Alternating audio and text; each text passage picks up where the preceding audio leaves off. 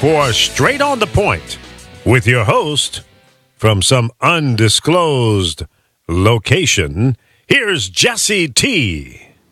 Hey, well, it's good to be back with you here on a beautiful day in Southern California. And that's another absolutely gorgeous, sunny Southern California midweek day. It's Tuesday here in the Southland, and of course, where you're at, it's Tuesday. Of course, if you're in China or Japan or Hong Kong or anything like that, it is certainly not Tuesday. It's Wednesday, as the clock continues to roll on across God's blue, green earth. Yeah, baby, you got the Jesse T Show back on the air and everywhere with you, from the community to the world. We've got a great show lined up for you on thepowerofvoices.com and ABTV Live and the digital broadcasting TV and radio network of thepowerofvoices.com. Good to have you along. Our Facebook friends are checking in all around at facebook.com/Jesse Terrero. Hey, what's up? Also, facebook.com/straight on the point and facebook.com/the power of voices. We're checking in there as well. Also, we're on Instagram Live. Hey, Instagram Live, what's happening? And we're broadcasting on Periscope as well. Now, back at the studio, make sure you get Periscope up and going there. Big Lee, Baby Michaels, bringing on us every day of the week, and you can check him out every morning from 10 to 12 for his cast of crazy characters. So hopefully we have the Periscope feed hooked up and ready to go as an automated process. We're banging out on live stream now. We're starting to build that live stream audience up. So for all those of you all the way around the spectrum of the social network scene, it's ABTV Live and the digital broadcasting TV network. Good to have you with me today. We got a lot of interesting things to talk about. Primarily, I'm going to be talking about something that's near and dear to my heart. It's something I haven't spoken about for quite a while, but it needs to be discussed here, and it needs to be talked about, and that is a topic that it should be near and dear to your heart, and because especially if you have had young children in your family, or you have had your own children, or perhaps you are a person that loves and cherishes God's greatest gift, and that's the children of our planet. We're going to be talking about predators and sexual perverts and human trafficking. Specifically human trafficking because, as you know, I am the coalition director of CAUT, the Coalition Against Human Trafficking here in Los Angeles. We have been laying a little bit quiet here this year as we're putting together a non-profit organization, a 503 organization, so that we can raise the needed funds to help the victims. Our cause is real simple: to bust the bad guys, rescue the victims, and help them restart their lives. That's what we're all about at the Coalition Against Human Trafficking. Now, that takes us into a couple of arenas other than just human trafficking proper. It takes us into the abuse of women and the abuse of children. It also takes us into these sick, disgusting pedophiles and perverts that we find everywhere in our society, and the people you least expect sometimes end up being the most horrendous criminals and people that God would ever create. You wonder why God created these kinds of people. It kind of makes you question religion in a lot of ways. We're talking about really satanic, disgusting, filthy people, and there's no excuse for these type of people at all. There's no excuse. There's no rehab. There's no reconstruction. They just are lousy, disgusting rat bastards. Now, you've heard me say that a lot, and I truly believe that. And the prisons are filled full of these people. They're so bad that you don't even get put into GP, general population, because they can and will be many times killed, shanked, stabbed, beat up, and destroyed by a general population. Hey, more power to you. As far as I'm concerned, they put them in their own isolated chambers in prison, so we still are paying for these disgusting people at $30,000 to $50,000 a year when they get popped. So we're going to be talking a little bit about that today, but on a more pleasant note, did you have an opportunity last night to see, or the opportunity the other day to see this guy perform. We're talking about a guy that can hit home runs like nobody has ever hit home runs before. In fact, they are literally calling him the next Babe Ruth. In fact, many people are saying that Babe Ruth has nothing on him. It is an amazing feat that this Aaron Judge did. Just amazing what he did at the baseball home run derby right before the All-Star game, which is starting we're right about now at 5 p.m. I believe it's Midwest time. But nevertheless, this guy was unbelievable what he did in the home run derby. It is just, it's unprecedented what he did in the home run derby. I'm just going to repeat some of the numbers. First off, I don't know if you folks have been following this Aaron Judge guy. I have been following him because I am a diehard Yankee fan, always have been. I like the Cubbies too. Never much like the Dodgers or the Angels, but I've always been a diehard Yankee fan and the Cubbies. Hey, saying hi to DJ Laz _I, checking in with us on Instagram, and all our Facebook contacts right now checking in. Appreciate it very much, and Periscope is starting to grow for us as well as live stream, because we are broadcasting live on the air and everywhere. But let me talk a little bit about this Aaron Judge guy. The numbers that he put up at the home run derby are really astronomical. They're unbelievable. The kind of numbers that this guy put up. We're talking about, he won obviously the derby, but we're talking about the bat speed, the way the ball, it comes off the bat. What the speed is very important, because the speed in the trajectory changed based on the way the ball shoots off the bat and how the ball carries its speed through the end of the home run or the hit.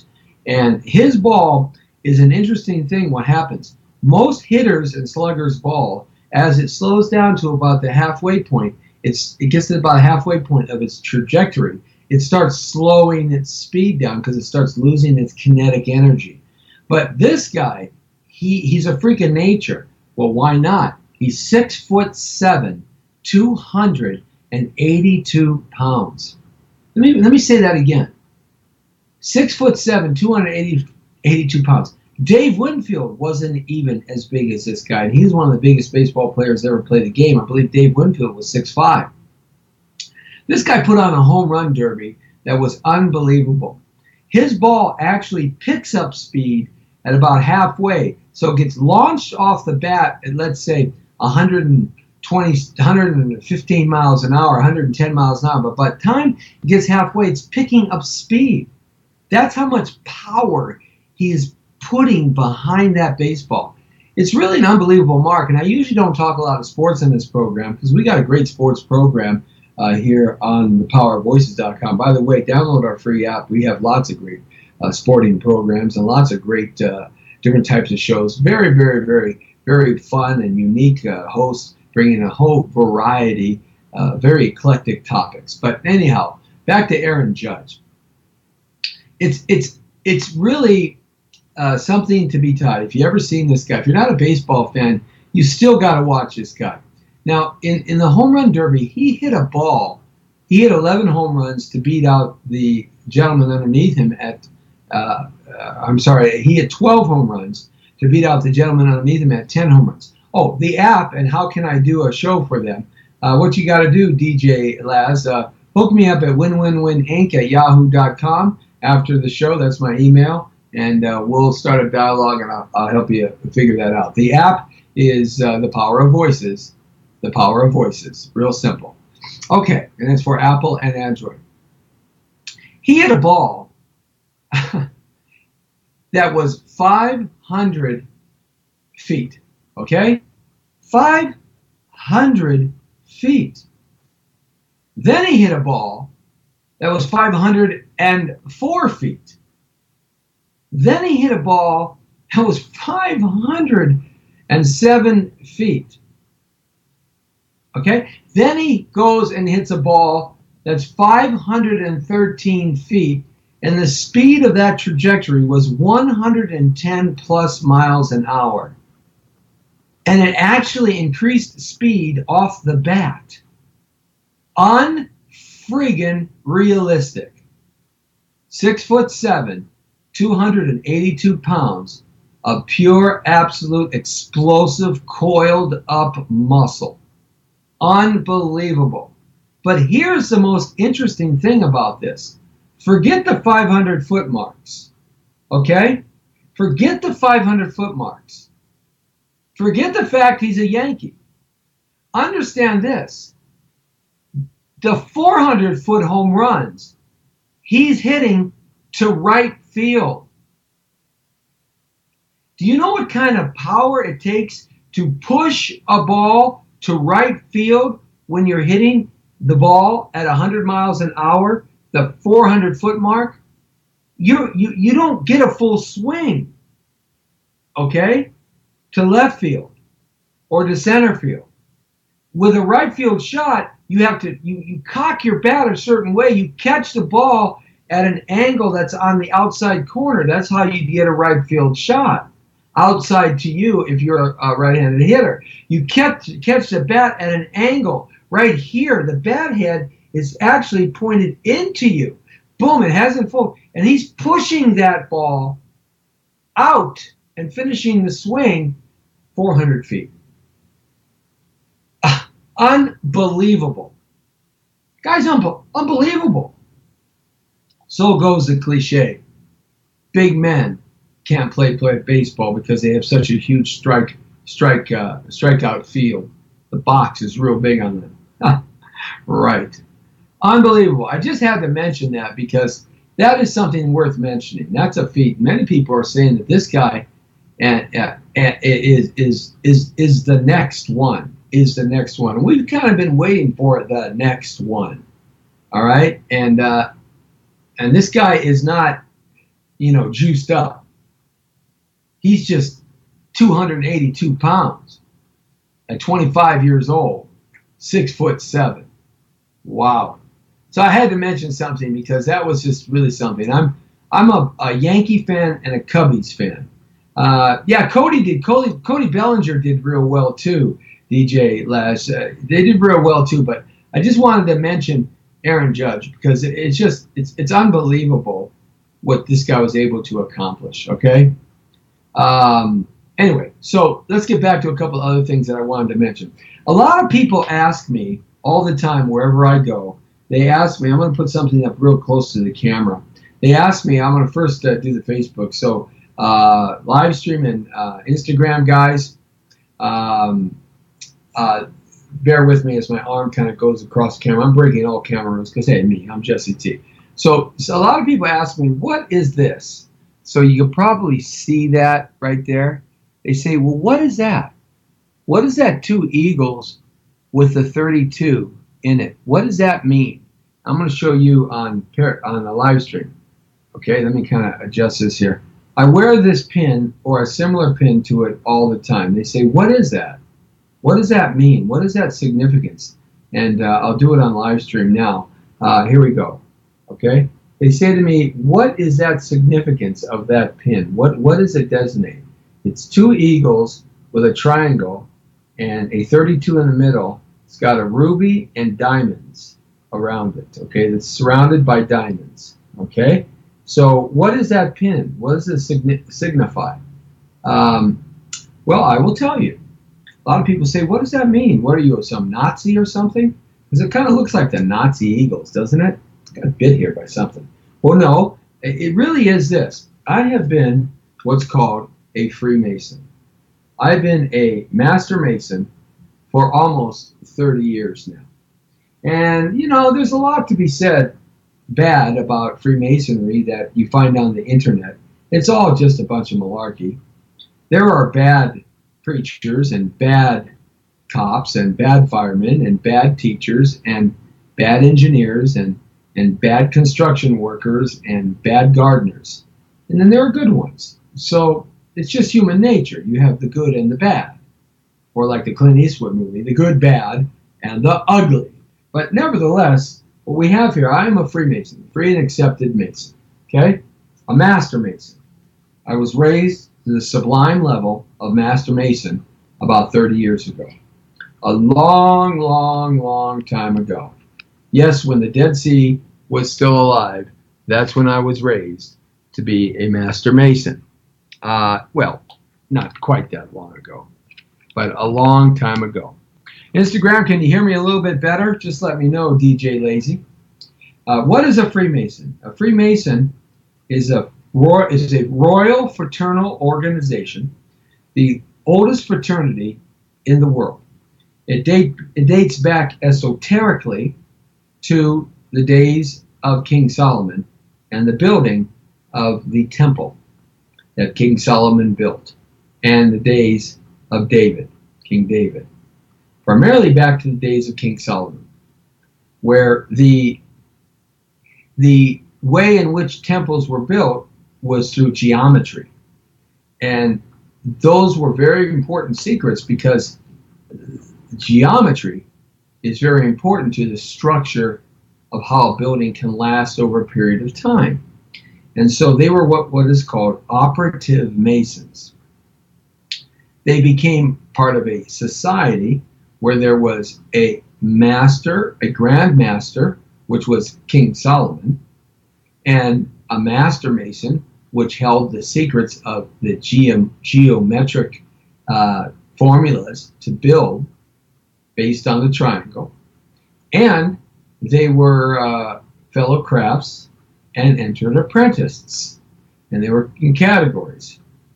Entered apprentice would be like the laborers. The fellow crafts would be like the sculptors and the cutters of the fine stone. And the master mason was the one that knew how to put things together and make the structure based on formulas, mathematics, the stars, and geometry. Okay? And the Grand Master was King Solomon. Now that is our organization, dating all the way back to that time esoterically. They were known as operative masons. That carried all the way through to the 17th century, all through the Roman times, all through Egypt, all through the Middle East, into Europe, and all of that. The Masonry doesn't really have anything to do with the Illuminati.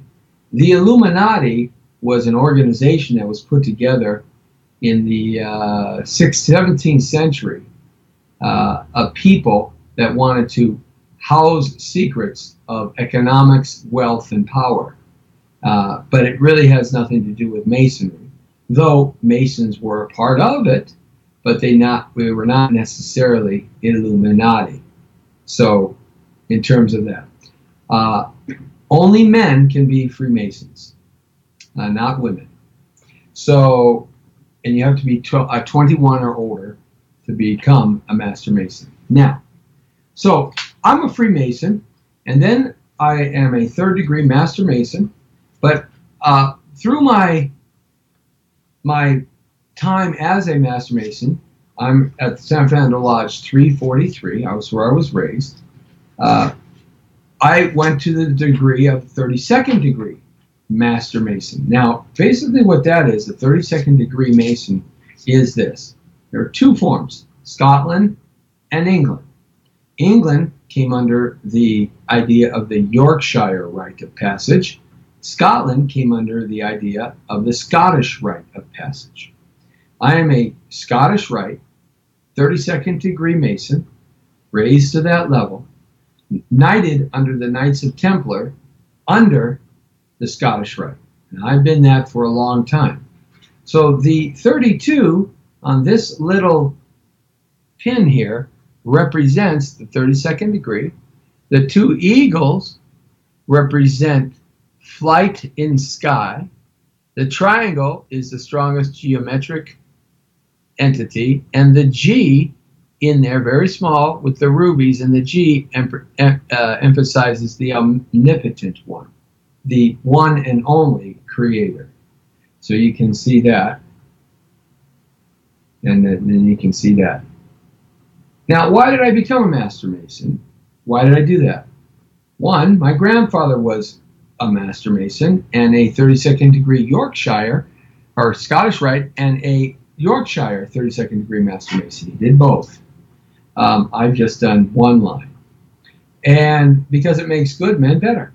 It's a fraternity that respects God, respects country, respects family, and respects each other, and respects widows and orphans and children. And so they do good things. You heard of Shriners Hospital, Children's Hospital. Those are all funded by Master Masons.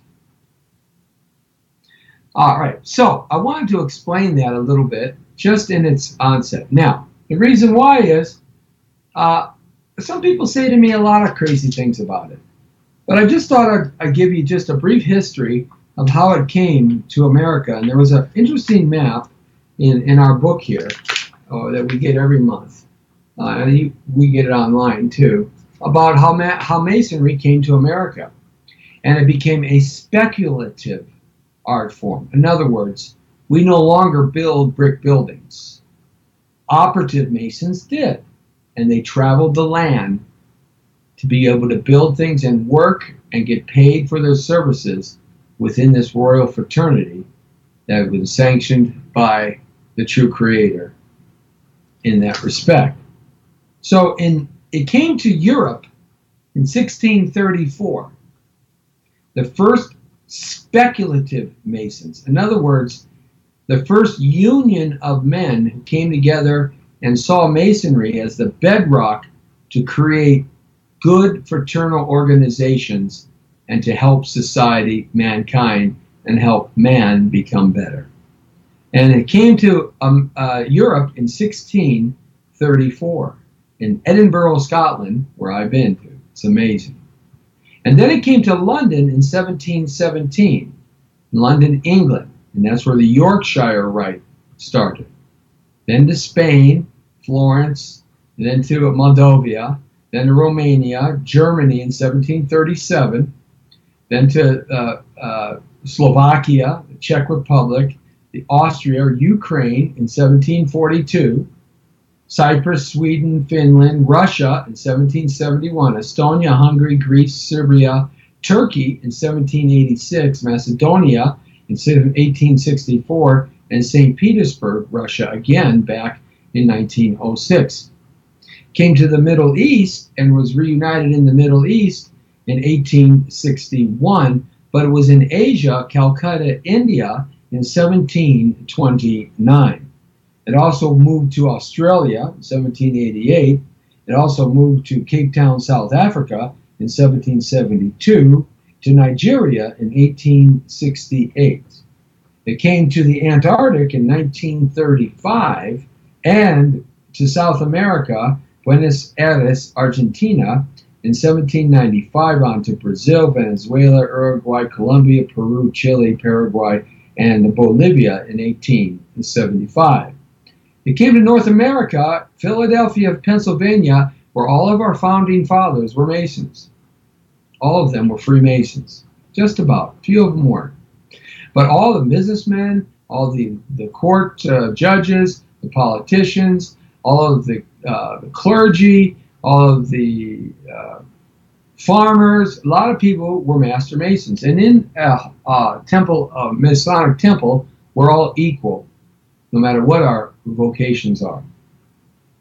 So in Philadelphia in 1732, Boston in 1733, Charleston 1735, and Nova Scotia, Canada, New York City, Puerto Rico, Havana, Cuba in 1804, Illinois, Mexico in 1806, and Mexico, New Spain in 1812, also into Texas, Oregon in 1846, and San Francisco, California here in 1848. So all of the branches of Masonry in Southern California, many of them emanate out of the Grand Lodge of the state of California in San Francisco. So that's kind of how it spread around the world. And who spread it? Men like me. When we would move to different areas, we'd petition for a charter to start a Masonic temple or a charter. And that's just a little bit about the history of Masonry, because everybody asks me, what the heck does that pin mean? And I have varieties of pins that I wear, and I wear one every day for the last 30 years. It's very important. And we've done a lot of good charitable activities. And that brings us to the concept that I wanted to talk about today, and that is the most disgusting, vile people on the planet Earth, as far as I'm concerned. The most disgusting, vile people on the planet Earth. No, we're not talking about serial killers. No, we're not talking about terrorists like I usually talk about, which they're insane people. No, we're not talking about people who murder indiscriminately out of passion or do robberies. I'm talking about people who hurt children. Just really simple. People who hurt children. I mean anybody who hurts a child in any way is the most disgusting, vile person I can ever think of. And here's why. A child is helpless. It's just that simple. A child is helpless. Child cannot defend herself or himself. They're helpless. And if you take advantage and hurt somebody who's a child in any way, you are the sworn enemy of me, Jesse T. And if I see it, I will deal with it. Please try to take advantage of me. I would relish in the idea of you trying to do to me what you do to an innocent, beautiful child. That's the gift of God. The spark of childhood, the innocence, the love, the purity of a child.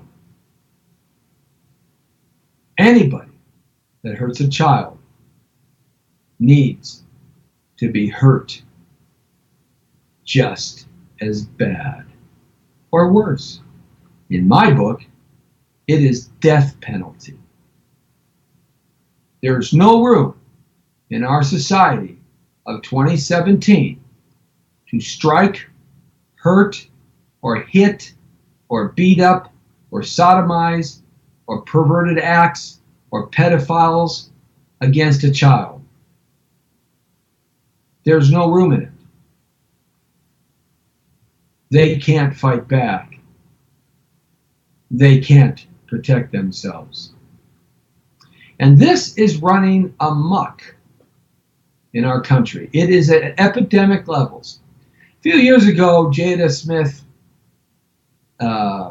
Pinkett Smith, Will Smith's wife, you have Austin Kutcher going to Congress a couple of months ago. And Hollywood has finally gotten wind of this and started to get on board. But lately, you really don't see too much in terms of human trafficking. But yet, when you go on the internet, you see it everywhere. In 2013, the National UCR program began collecting offense and arrest data regarding human trafficking as authorized by the William Wilberforce Trafficking Victims Protection Reauthorization Act of 2008. The act requires the FBI to collect human trafficking offense data and to make distinctions between prostitution, which is human trafficking, assisting or promoting prostitution, or purchasing prostitution, which is human trafficking. To comply with the Wilberforce Act, the National UCR program created 2 additional offenses of summary reporting systems and the National Incident-Based Reporting System through which the UCR program collects both Offense and arrest data, the definitions for these offenses are: 1. Human trafficking, commercial sex acts. Inducing a person by force, fraud, or coercion to participate in commercial sex acts, or in which the person induced to perform such an act has not attained 18 years of age. I think pedophiles and perverts are human traffickers because they basically enslave someone that looks up to them. They are an authoritarian, they are older, they are usually a mentor of some sort, and they basically box them in. There should be kidnapping thrown in this too, as far as I'm concerned. Human trafficking, involuntary servitude, obtaining of a person through recruitment, harboring, transportation, or provision, and subjecting such persons by force, fraud, or coercion into involuntary servitude, peonage, bondage, or slavery, not including commercial sex acts. Those are the two definitions that the FBI works with. Okay? So let's go to some numbers here, and let's see what we can come up with as we start to look at this in terms of some of the offenses and the statistics that the FBI have put together. I am the coalition director of CAUT, the Coalition Against Human Trafficking here in the city of Los Angeles. We were able, with my partner at the time, Cindy Sauer, we worked very hard in working on this one specific area of the Northeast San Fernando Valley called the Lankershim Corridor. It took us about 10 years to clean it up. It had been a trafficked area for 100 years. 100 years it had been a trafficked area. Yes, ever since dirt roads were laid and the truckers came down, the prostitutes followed and the trafficking began. Okay, now, it was such a bad area that they would stand out in the middle of the street in the middle of the day, taking their private parts out of their pants and shirts and wheel them in the air for people to stop by. And we busted many city workers for LA City DWP, and even cops and police and firemen with human trafficking. Unbelievable. And some people just lived in the neighborhood. Lankershim and San Fernando Road is known as the Lankershim Corridor. It took a cooperative effort. When I came on the scene 7 years ago, Cindy Sauer had been fighting it for 25 years. But she couldn't make any direct impact into it. And so consequently, what happened was that it just went on and went on and went on. When I came in the scene, the first thing I said, give me your files and everything that happened, I immediately went to my political contacts. I shamed them all. I guilt them all. I brought news and media, radio and newspapers to flash the lights in their face. I did that with LAPD. We were able to get LAPD to change the understanding of the actual people participating in the sexual acts and call them victims and not participants. Because they are victims, because most of them were trafficked out of state. That's what we found out, and so did LAPD. Got the FBI involved, the DEA, the INS. We got the anti-gang units involved. We got the crash units involved. We had Vice involved. We had the LA County Sheriffs involved.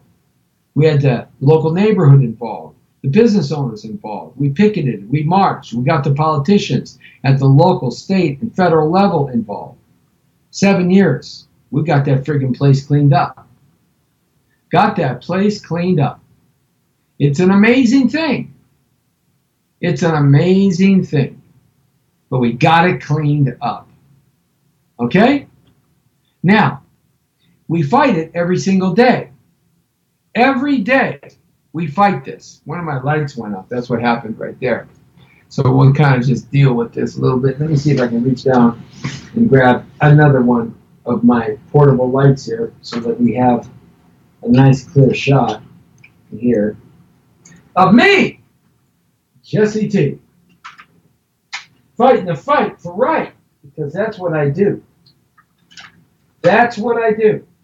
It bothers me very much when young children are hurt by some sick, disgusting, rat bastard pervert. And I don't care who the pervert may or may not be. Clergy, a father in the neighborhood, you cross that line, you cross that line with me.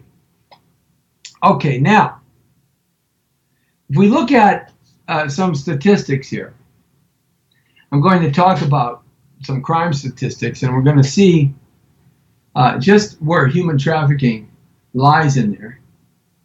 But you got to understand something. We busted 59 complete, absolute traffickers. Okay? We also put in bars 289 other people that weren't considered human traffickers, but that participated in some level. We also busted thousands of Johns. And I even spoke at John's School for 3 years.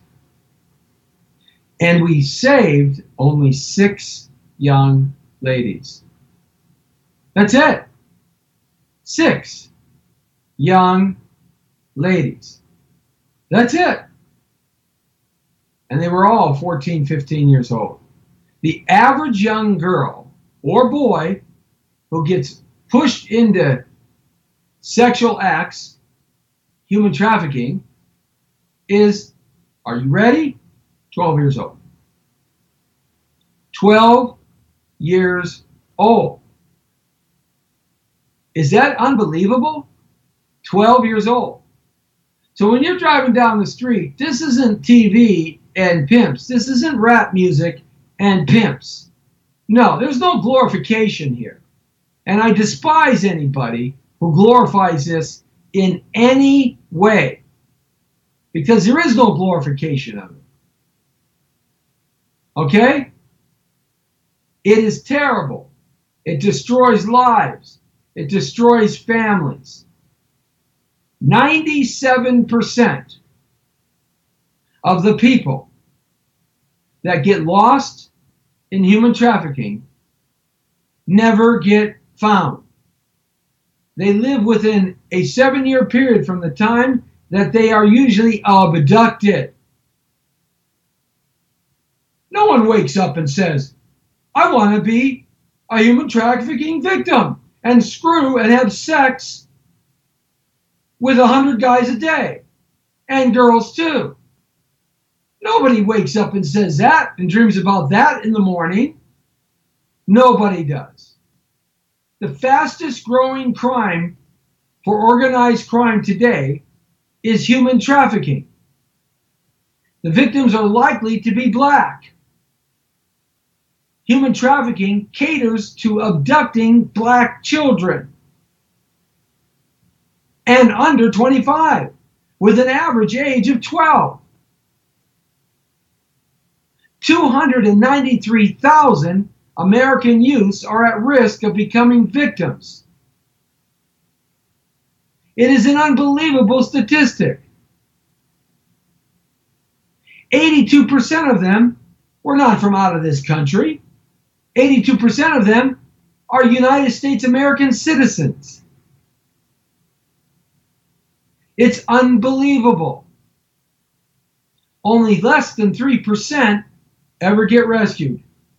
Dr. Schlegel, who specialized in finding lost children for 45 to 50 years, says that he found very few children compared to all the cases that he was hired by the FBI and these special task forces around America to go look for. It is an unbelievable epidemic. It's not glorified. You are destroying a child. That's what you're doing. Forever their lives are scarred. And you should be shot right on sight. Remember that program on MSNBC where that reporter did the sting operations against people who go into local cities and towns, engage the local police forces, and do these sting operations? Remember that? I know you do. It was on for like 10 years. Some of these pedophiles and perverts would walk in And what they would do, they'd be naked or have condoms, and it would be a 12 or 14-year-old that was a police woman. Remember that? As far as I'm concerned, they should have been shot right on sight, because they do not deserve to be alive. Now, let me explain something here. When you bust somebody who's a pervert or a child abuser or somebody who's a pedophile, like these priests, these Catholic priests, disgusting, disgusting. When you bust somebody like that, according to FBI statistics, you have busted somebody that has committed that act against children not once, not the first time. How many times do you think it was? 10, 15, 20? How many times do you think it was? 30, 40, 50? How many times do you think they had committed that act before? What do you think? 75, 95, 106? No. 289 times, according to FBI statistics. 289 times they committed that act and got away with it. Now let's multiply that out a little bit. One man, or one woman now, because we see all over the internet that these women teachers have decided that they want to start raping and having sodomy and sex with their teenage high school students. So you women, you're just as bad, just not as many.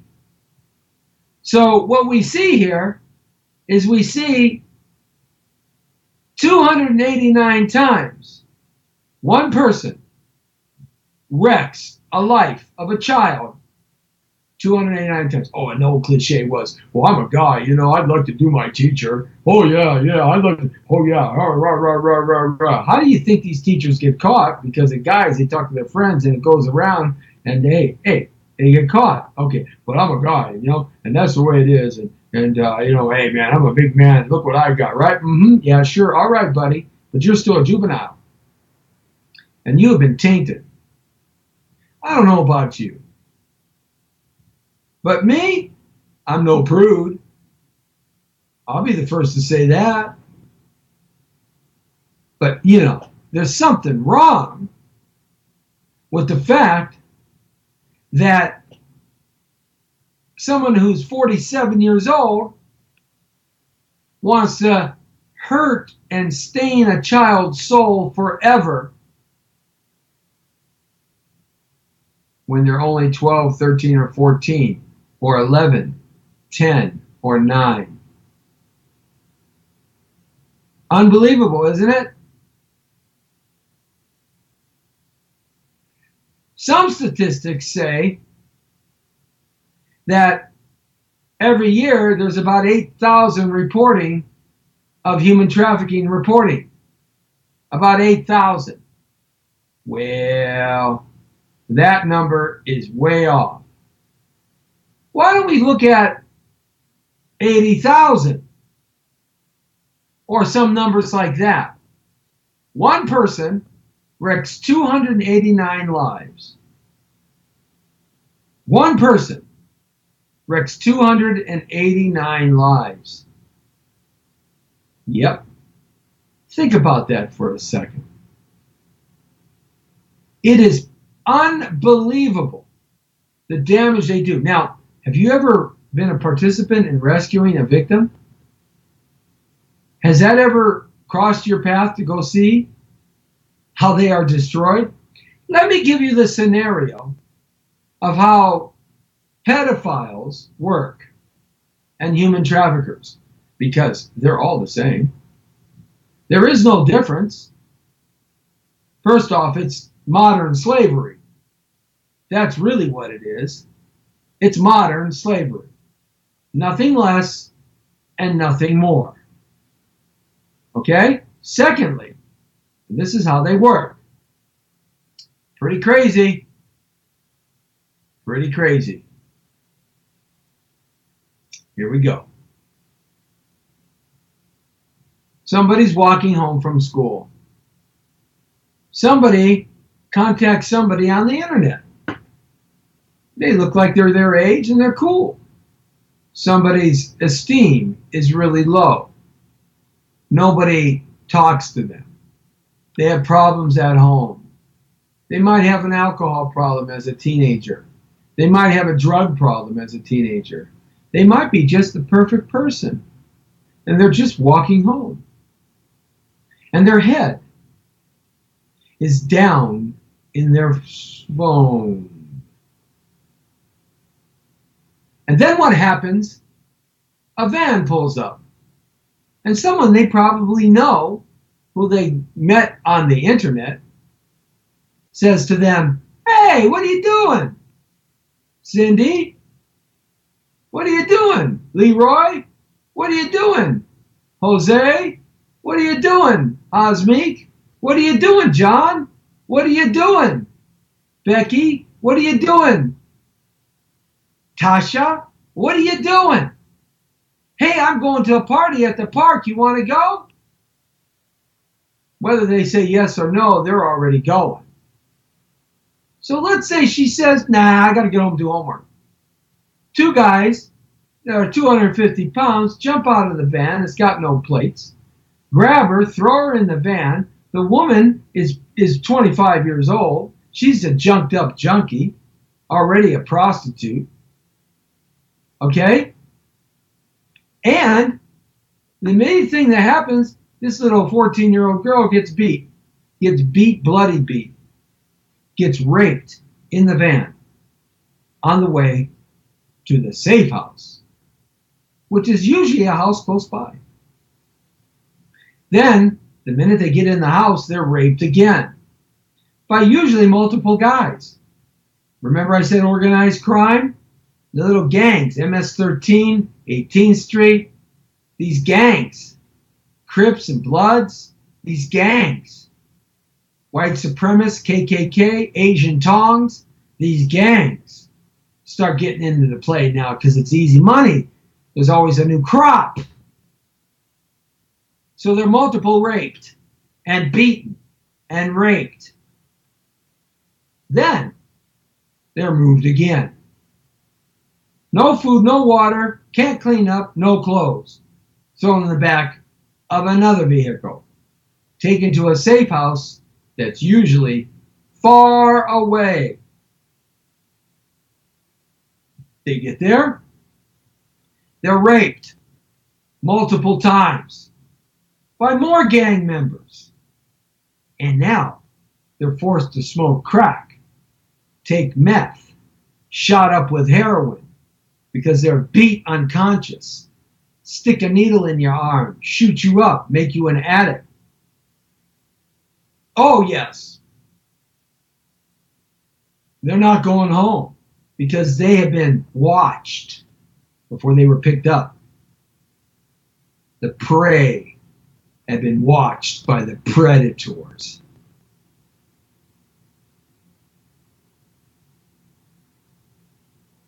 Mom and dad in the house and brother and sister are told to them they will be blown up. Their house will be burned to the ground. They'll be shot at the local Ralph's market. So they shut up. Then they're raped some more, shot up with some more drugs. No food, no water, no clean, no TV, no cell phone, no radio, no newspapers. Dingy, disgusting, filthy place. Then they're moved again on the third night across the state. They're gone. They're gone. They're gone. They're gone. 3 days. Mom and dad start worrying. Mom and dad go to the police. 3 days. They're gone. Nobody knows. They're never found. They live an average of 7 years. And they go in what's called a circle. They go from California to Las Vegas to Arizona, one of the biggest friggin' pedophile states in America. They go to Florida. They come back to Texas, Arizona, Nevada, California. They're gone. 97% of them are dead in 7 years. Pedophiles work the same way. They watch their victims. They learn about their victims on the internet and on Facebook and on Instagram and Snapchat, on the smartphone. They befriend them. Oh, yeah. Yeah, you bet. They befriend them.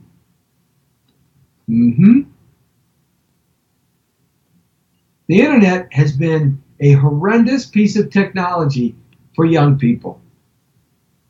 Their brains, their emotions, their understanding about life is not there. They have no idea what can happen to them. No idea what can happen to them. It's unbelievable. Here's some statistics I think you'll like. The National Human Trafficking Hotline, one of the biggest ones, said last year they had reports of 25,000 sex trafficking cases inside the United States.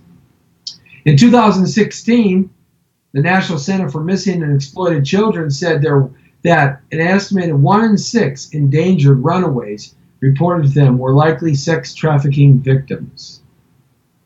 Globally, the International Labor Organization estimates that there are almost 10 million people trapped in forced sexual exploitation globally.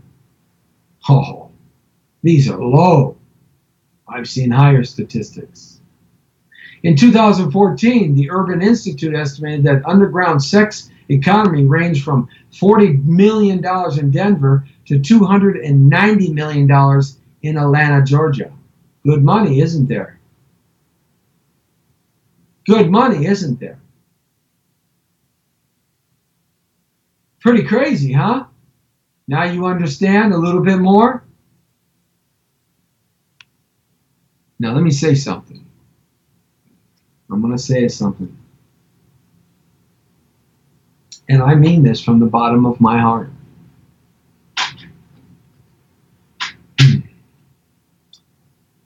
According to Google Plus, we have 971,977 views of the Jesse T Show on AVT Live and the Digital Broadcasting TV Network and the Power of Voices Global Radio Network.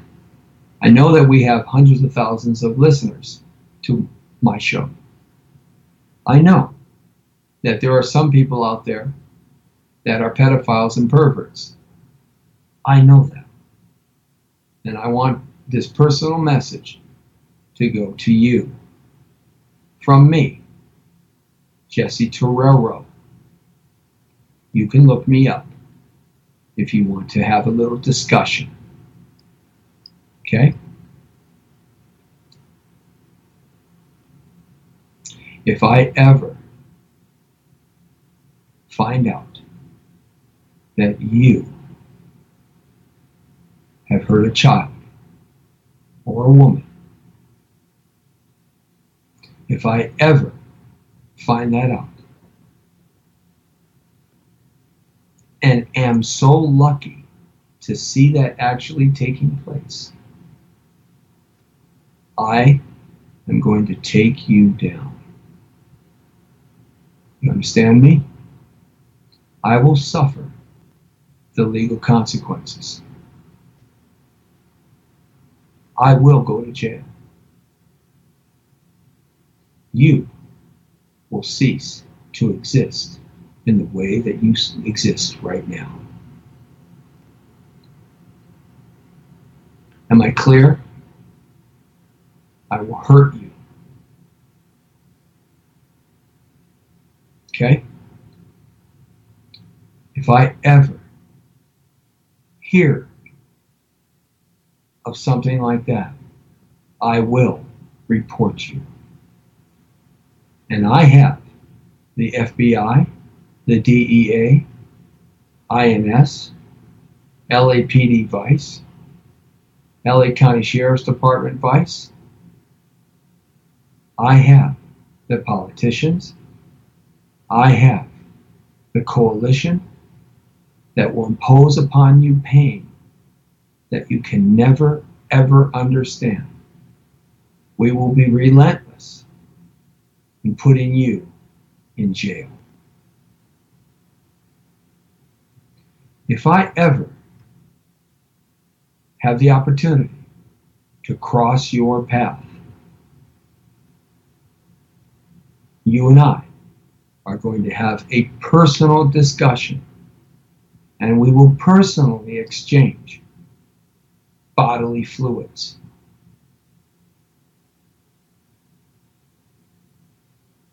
And I mean a little bit of blood. I hate you.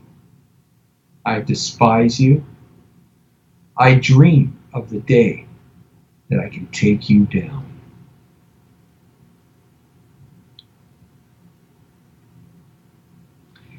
To the victims, understand me. Call us. 818-805-4400. Go to the Coalition Against Human Trafficking Facebook site. Email win-win-win-inc. That's win-win-win-inc@yahoo.com. I will come and rescue you.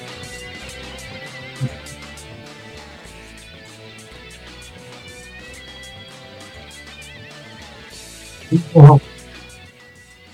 It's a promise, my solemn obligation.